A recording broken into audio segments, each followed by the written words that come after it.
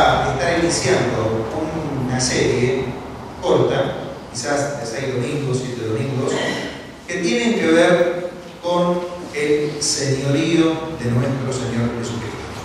Varias de las canciones que mi esposa eligió, si ustedes notaron, hablaban acerca de que Jesucristo es el Señor. Inclusive para aquellos que estuvieron en el principio de la reunión, ahí leímos el pasaje de Filipenses capítulo 2, ¿no? Donde, mientras tanto puede abrir la Biblia allí en Filipenses capítulo 2, que algunos dicen que ese pasaje desde el versículo 5, 6 hasta el final fue un himno que la iglesia primitiva cantaba cuando se reunían allí en las casas. La iglesia en el principio cantaba ese himno exaltando el señorío de nuestro Señor Jesucristo. Así que vayan viendo por allí, y vamos a poner en pantalla una ayuda de memoria.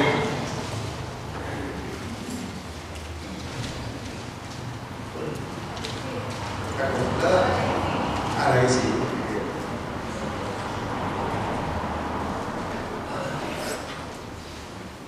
Ayúdame. Bien. Bueno, lo hemos titulado El señorío de Jesucristo en todas las esferas de la vida. Lo que vamos a tratar en estos próximos domingos tiene que ver con el Jesucristo es el Señor y aplicado a cada área de nuestra vida. Vamos a tratar de estar abarcando el señorío de Jesús, y esto lo vamos a estar aplicando en la vida de cada uno de nosotros. Jesucristo el Señor en nuestra familia, en nuestro trabajo, en nuestro matrimonio, en nuestra relación sexual, es decir, en la ética diaria. ¿Qué tiene que ver Jesucristo el Señor en mi relación laboral, con los negocios? Es decir, vamos a estar abarcando en estos domingos siguientes el señorío de Jesucristo en todas las esferas de la vida.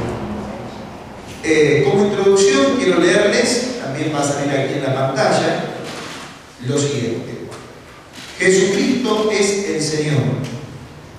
Representa la confesión de fe más sintética y más integradora del Nuevo Testamento.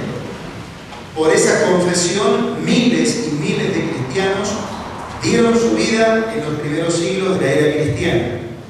Muchos murieron devorados por las fieras en la arena del circo romano, otros fueron quemados vivos por esa misma confesión.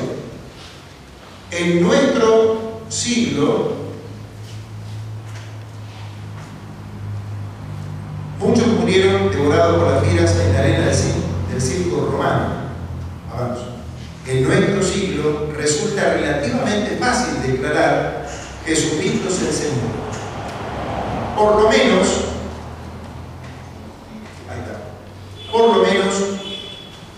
en nuestras sociedades occidentales y cristianas, esa declaración no resulta peligrosa. Sin embargo, nos preguntamos, ¿qué significa real y concretamente la confesión de que Jesucristo es el Señor?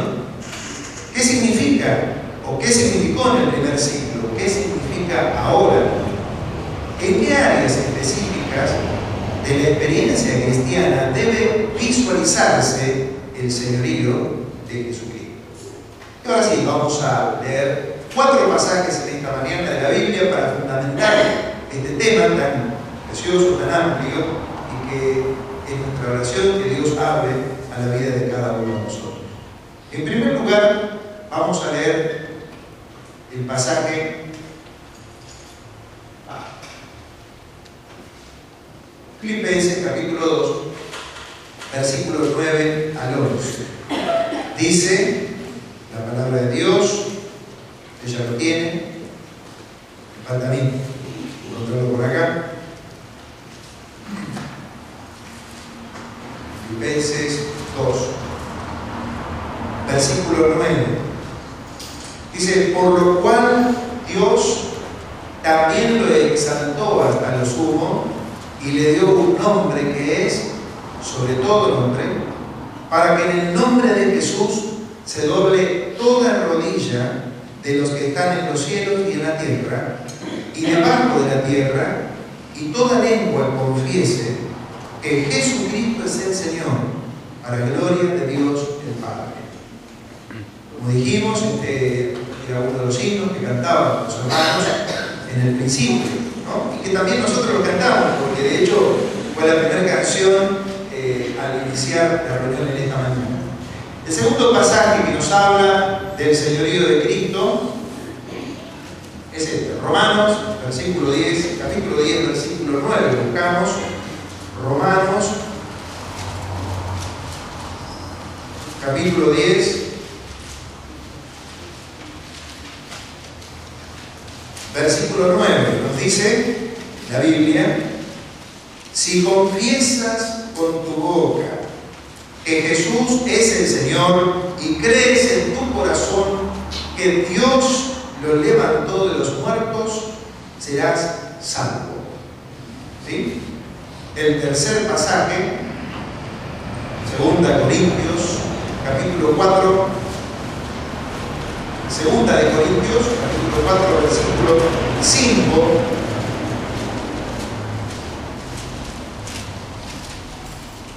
Leemos: nosotros no nos predicamos a nosotros mismos, sino que proclamamos a Jesucristo como Señor y nos declaramos siervos de ustedes por amor a Jesús.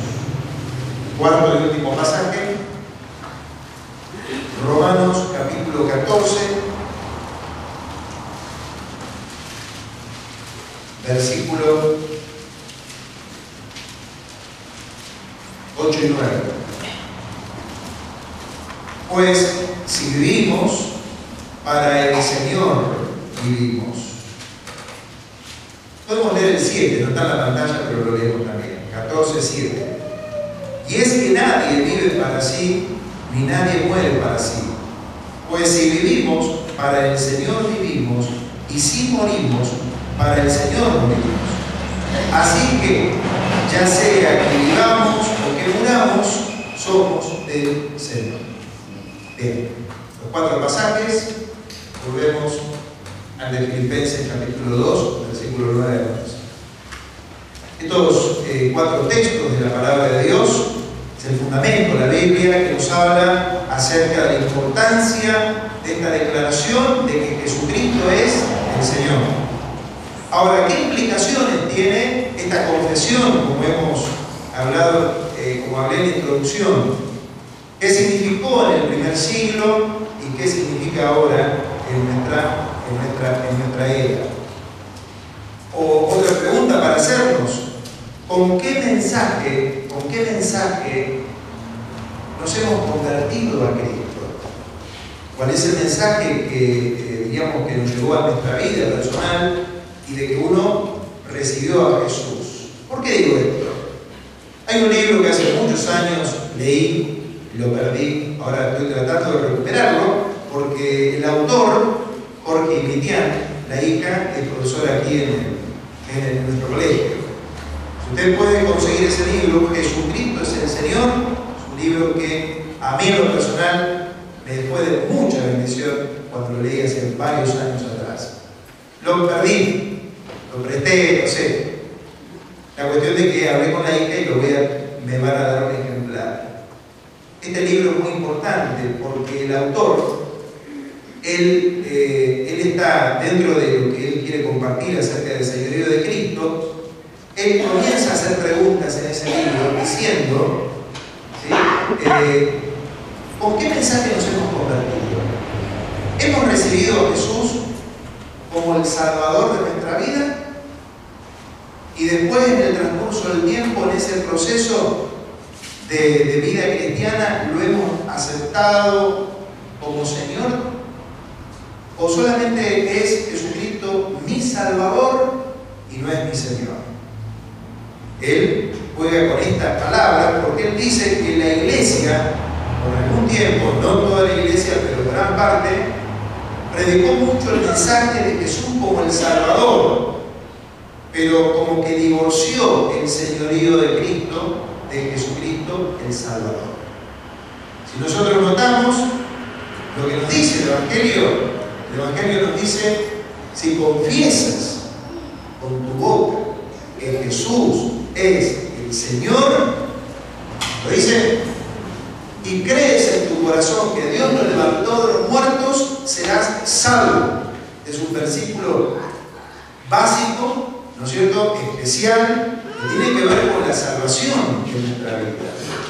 Pero dice en el primer lugar: si confiesas a Jesús como el Señor y crees en tu corazón que Dios le levantó de los muertos, serás salvo. Así de sencillo es el Evangelio.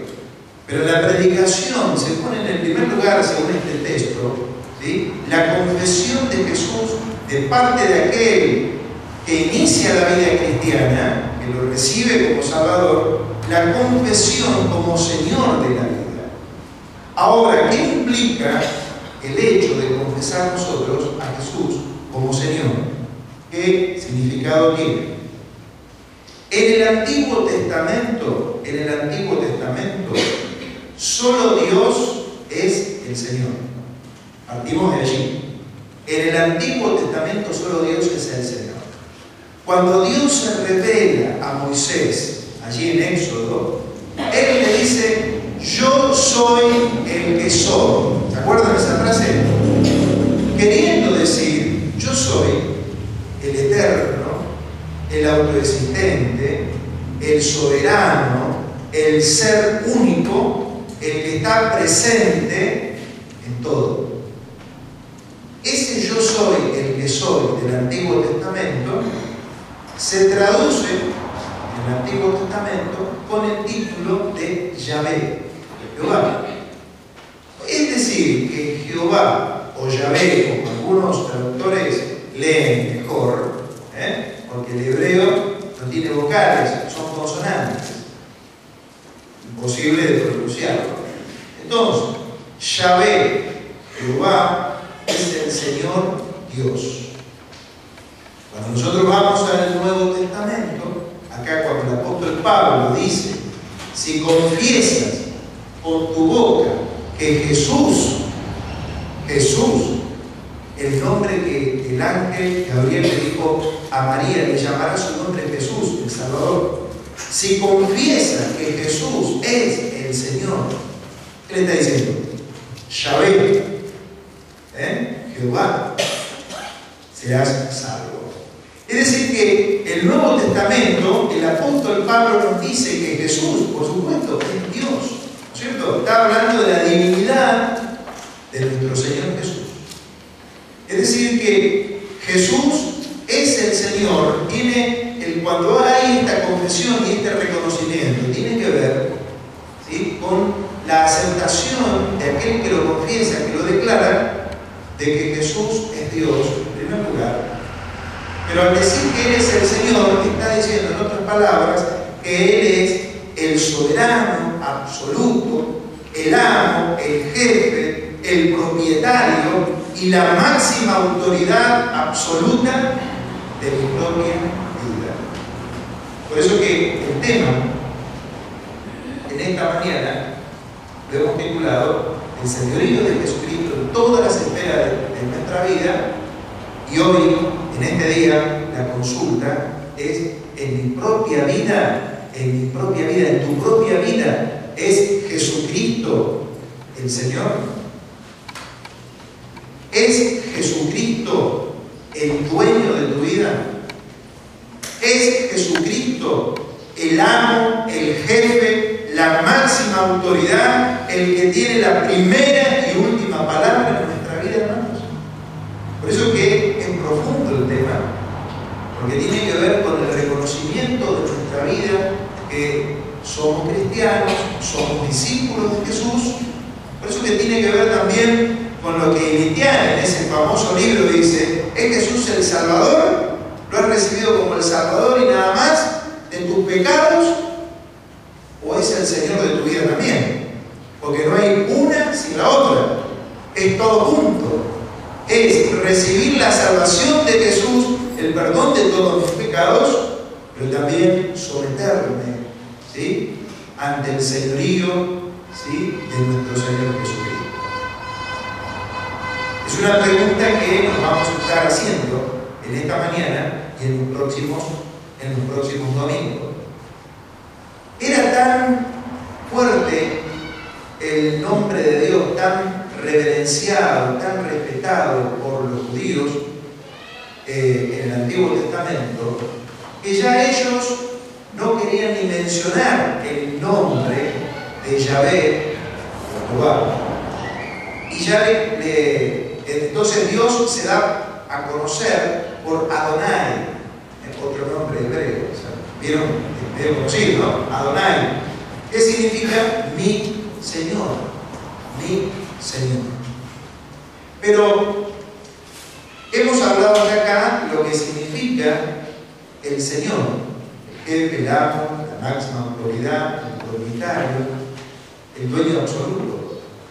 Pero ¿cómo podía convivir ese señorío de Cristo el Señor en el primer siglo?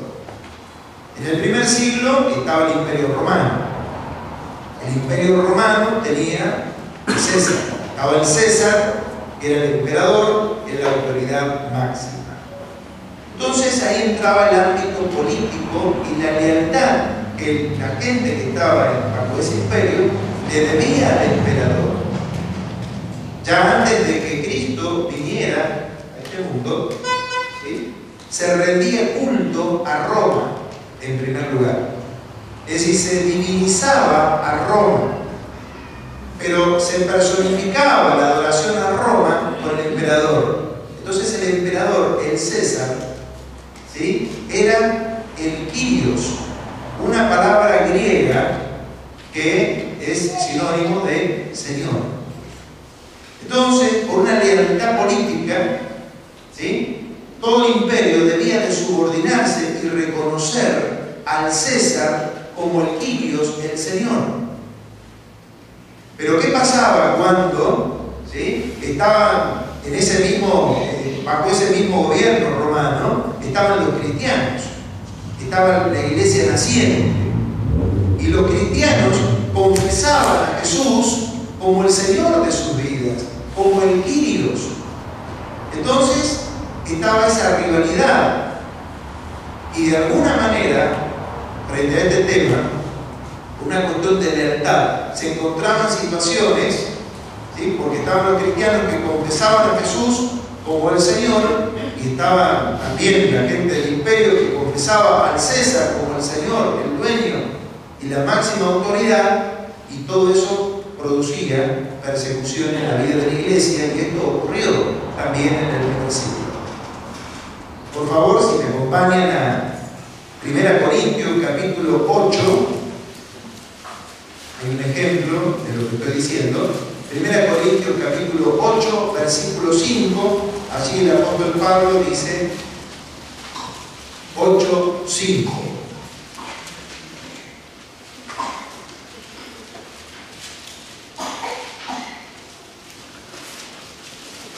Y aunque haya, ¿encontraron? Y aunque haya algunos que se llamen dioses, ya sea en el cielo o en la tierra, así como hay muchos dioses y muchos señores. 6. Para nosotros hay un solo Dios, el Padre, de quien proceden todas las cosas y a quien nosotros pertenecemos, y un solo Señor, Jesucristo, por medio de quien existen todas las cosas, incluso nosotros mismos. Así Pablo está hablando irónicamente: hay muchos dioses, hay muchos señores a los cuales le deben lealtad. Pero dice, pero nosotros, es decir, la iglesia, tenemos un solo Dios y un solo Señor. Jesucristo es el Señor. Y hermanos, esta confesión para los cristianos del primer siglo, de Jesucristo es el Señor, para ellos le valía hasta la vida. Por eso es que en la introducción hablábamos de que muchos fueron devorados por leones, fueron prendidos fuegos por el César, porque el César demandaba la vida de todo aquel que estaba en el imperio. Si al César se le ocurría quedarse con una propiedad, se la quedaba. Si se le ocurría quedarse con el hijo de la viuda, también se lo quedaba. Porque era el dueño de la vida de todas las personas. Él reclamaba eso. Entonces la gente, por una cuestión de lealtad, no tenía ningún problema en reconocer y confesar: César es el Señor. Pero allí estaba la iglesia en su confesión. No, el César no es el Dios. Jesucristo es el Señor. Jesucristo es el amo. Jesucristo es el jefe. Jesucristo es la máxima autoridad de nuestra vida. Ahora, en esta mañana nos preguntamos: ¿por qué Dios le dio toda autoridad a Cristo? Y vamos al pasaje de Filipenses, capítulo 2. Filipenses, capítulo 2.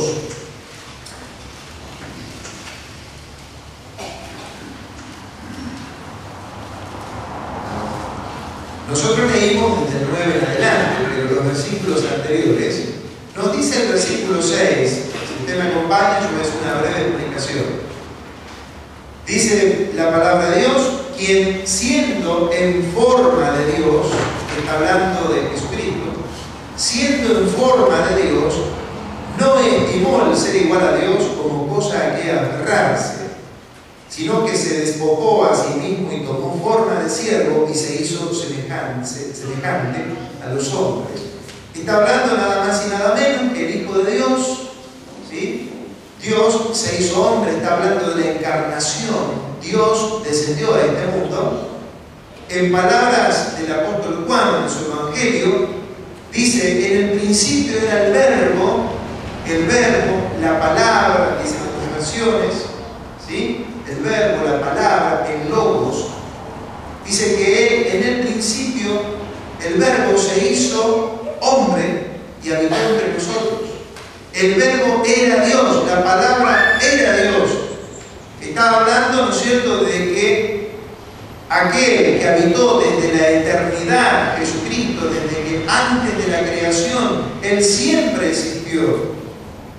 No enseña la Biblia que el Hijo de Dios fue creado, sino que tomó semejanza de hombre.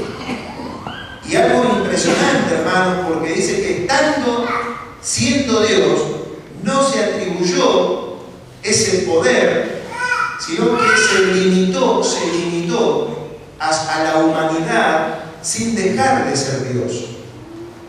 Esto es lo que nos enseña este pasaje que estamos viendo. Siendo en forma de Dios, no estimó el ser igual a Dios como cosa que aferrarse. Es decir, que Jesucristo estuvo limitado a todas nuestras situaciones humanas, nos enseña la Biblia.